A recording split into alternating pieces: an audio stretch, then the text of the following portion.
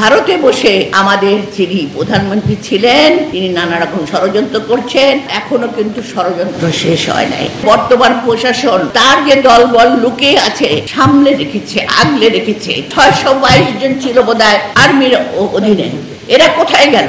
এত এমপি, এত মন্ত্রী, অনেককে পার করে দিয়েছে। সে যে সরকারি আসুক না কেন আমরা ওয়েলকাম করবো। আমরা বলি নাই আমরা ক্ষমতায় আসতেই হবে। সংস্কারের প্রস্তাব দিয়েছেন আমাদের ভারপ্রাপ্ত চেয়ারম্যান জনাব তারেক রহমান।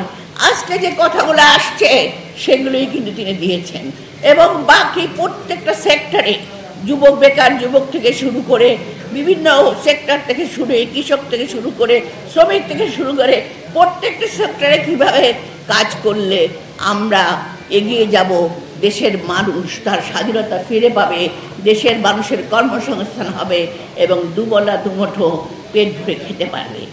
আমরা শুধু একটা কথাই বলবো, আমরা সবাই আজ ঐক্যবদ্ধ। একটা কথা এখানে বলেছেন, আমরা এখনো কিন্তু ষড়যন্ত্র শেষ হয় নাই। আজকে ভারতে বসে আমাদের যিনি প্রধানমন্ত্রী ছিলেন তিনি নানা রকম ষড়যন্ত্র করছেন। তার যে দলবল লুকিয়ে আছে, যে দলবলকে এখনো আমাদের বর্তমান প্রশাসন সামলে রেখেছে, আগলে রেখেছে, তাদেরকে এখনো কিন্তু বের করছে না। একটা কথা বলেছে যে ৬২২ জন ছিল বোধহয় আর্মির অধীনে। এরা কোথায় গেল? এত এমপি, এত মন্ত্রী, অনেককে পার করে দিয়েছে। কারা পার করেছে? শস্যের মধ্যে ভূত আছে। আজকে দেখেন যে পোশাক খাতে আজকে অস্থিরতা। এরা কারা করছে?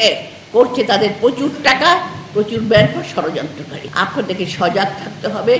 আপনারা বিশেষ করে আমি বিএনপির কথা বলবো, বিএনপির নেতৃবৃন্দ দীর্ঘদিন কষ্ট করেছে, 16টা বছর। আরও কিছুদিন কষ্ট করতে হবে, আরও আন্দোলন চালিয়ে যেতে হবে। আমরা কারোর উপর অত্যাচার করব না, অন্যায় করব না।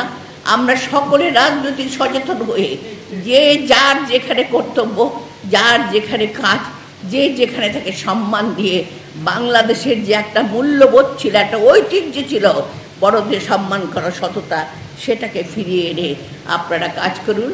আর আমাদের এই অন্তর্বর্তী সরকারকে বলতে চাই যে কথাটা বরকতুল্লাহ বুলু বলেছেন আমাদের, যে আরএফএল কিচেন সিঙ্ক, স্বাস্থ্যকর কিচেনের চিরস্থায়ী সমাধান।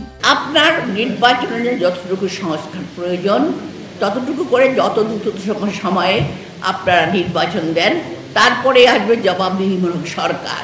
সে যে সরকারি আসুক না কেন আমরা ওয়েলকাম করবো। আমরা বলি নাই আমরা ক্ষমতায় আসতেই হবে, কিন্তু আমরা জনসমর্থিত বিরাট একটি দল, যারা জনকল্যাণে, জাতীয়তাবাদী দল, জাতীয়তাবাদী ঘরানা, সবাই কিন্তু আজকে ওই একটি কথাই। এবং জনাব তারেক রহমান এবং দেশনেত্রী বেগম খালেদা জিয়া, আপনি দেখেন তিলে তিলে যিনি আজকে মৃত্যুর সঙ্গে লড়াই করছেন, যাকে বিদেশে পাঠাবার মতো অবস্থা এখন নাই, তিনি প্লেনে যেতে পারবেন কি না সেটুকু চিন্তা করছেন ডাক্তাররা। কাজেই তাকে সুস্থ করতে হবে, তারেক রহমানকে ফিরিয়ে আনতে হবে।